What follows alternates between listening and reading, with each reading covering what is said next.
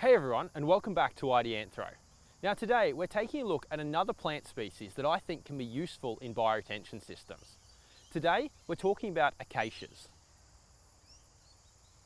So here we have, well, we've got a few acacias along the batter here. So that's these trees that you can see in shot just here. Now acacias are native Australian species. Now there's actually many types of acacias, and my ID skills are not ideal, so I'm not even going to attempt to identify exactly what we're looking at here, and it kind of doesn't matter, right? Because we can talk in more general terms about why I find these particular ones really useful. So, acacias more generally, let's give you a little bit of background about those. So, first things you want to know about them is that acacias are a pioneer species. So what this means is that in a forest, when there's either clearing takes place, or say a big tree falls in the forest and suddenly there's a clearing and there's new sunlight.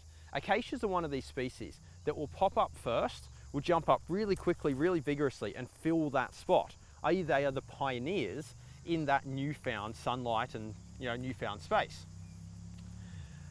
They are a relatively short species, so they'll pop up and they'll fill that space, but they're reasonably short-lived. And what they do is they create a little bit of shade while they're, whoops, I got a spider on me, sorry about that. They create a little bit of shade that allow the other bigger, longer lived species to slower growing species as well, to slowly come up underneath them. So the acacias live for a shorter period of time, maybe it's 10, 15 years, that sort of thing. Then they die off, and by that time some of the slower growing species have had a chance to get up, fill the space, and then they're ready to fill that gap that was caused by the really truly big tree that fell 10 or 15 years earlier. Acacias are also a nitrogen fixing species. So they have the ability to fix atmospheric nitrogen, transport it down to little nodules in their roots, and to use that. So that helps them, that gives them this competitive advantage when they're jumping up first.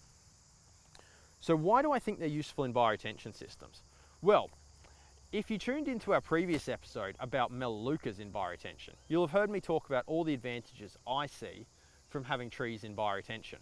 So that includes the fact that trees can be really good for pollutant removal, that trees can help break up the filter media and keep it porous, and also that trees can, through shade and leaf drop, like you can see going on here, help to suppress weeds. So there's a really good example of that. If we wander back over here, sorry about the mindless wandering in this video.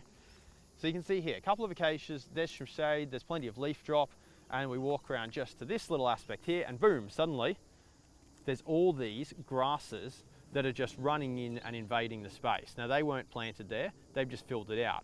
And if we kept walking around this batter to the next tree, you can see, maybe just see, that when you get up to that next acacia, not the spindly little, what appears to be a eucalypt first, but the much bigger acacia behind it, you can see the leaf drop and the grasses thin out again. So trees are good for that. So I have noticed a number of bioretention systems in Queensland where, given enough time, acacias start to pop up on their own. Because none of these trees that you're looking at in this shot, none of the acacias anyway, some of the trees in the background, just so we're not confusing anything, those trees in the background there were planted. These acacias along the batter here and that one big acacia in the centre were not planted in this system. Neither were the small acacias just in the centre of the system just there. None of the acacias were planted in this system. This system was built in about 2000 and, maybe 6, 7, something like that. It's now early 2016, and you can see we've got this recruitment taking place. It's exactly that pioneering behaviour that I described at the beginning of this video.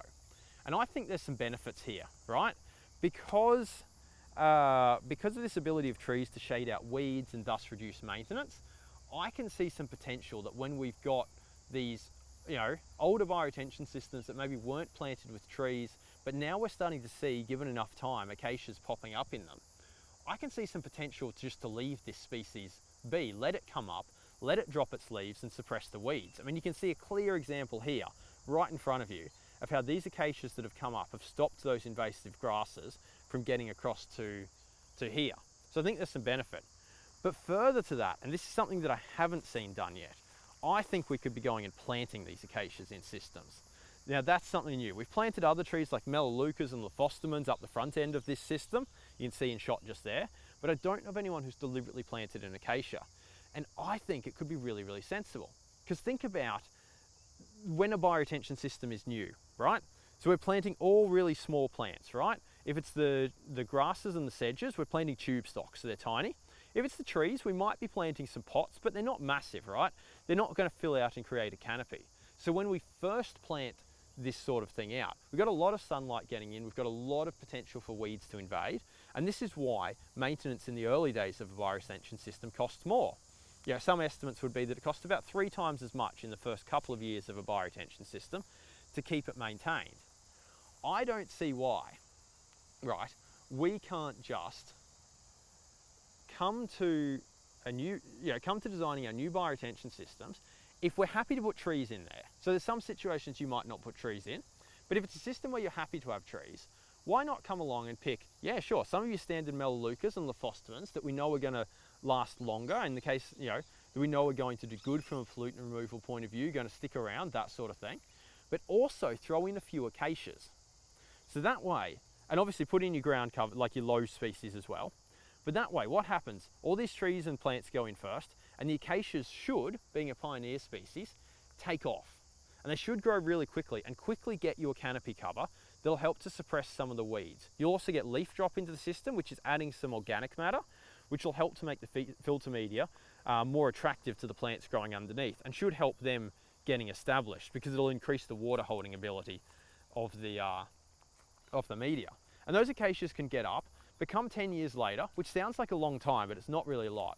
Come 10 years later, they'll probably start to die back.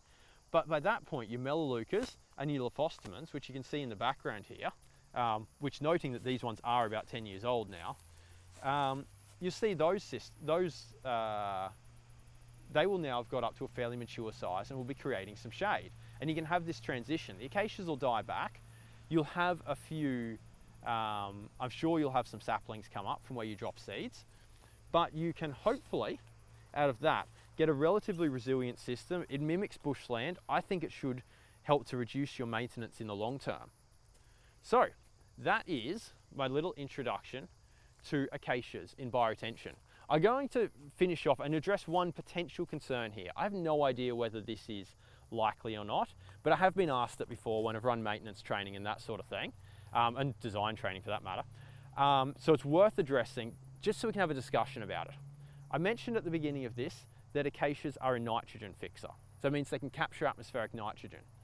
People have asked me before, well, they store that nitrogen in the roots and the bioretention system is all about removing nitrogen.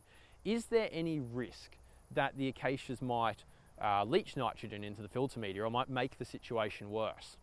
The simple answer is I don't know. I don't know of any acacias that have been tested for pollutant removal performance, so there's a bit of a question mark there. I reckon it'd be great if someone wanted to research that and look into it, but in the interim, given just how many bioretention systems are being planted these days, just how many of them we've got to maintain, I personally currently feel that it's worth taking the risk of putting them in, getting a lower maintenance system from it potentially, or letting them come up as pioneer plants like these ones have, to get the lower maintenance system to make it more likely that you're going to be able to maintain more of your assets, right? Rather than the alternative, which is don't put them in because maybe they're not as good for pollutant removal, but have harder to maintain systems, have less of them being maintained because you have less budget, have more systems falling over and not working. I reckon it's worth the gamble to put them in. Sweet. Okay. Interesting. I'm keen to hear what people think about that. If anyone wants to come back to me with thoughts about acacias, will they leach nitrogen in bioretention systems? Will they not? That sort of thing. Definitely come back to me. I want to know more about this. Equally, if you've ever put them into a bioretention system, tell me about it, because I want to be able to take a look at those systems and see how they've gone when they were planted initially, whether that succession that we talked about can take place. Okay, sweet. That's it for this episode. Thanks for tuning in. If you want to know more about what it is that we do at Ideanthro, there's a number of ways you can find us. You can find us online at ideanthro.com. The website's got all sorts of stuff about our episodes, our projects.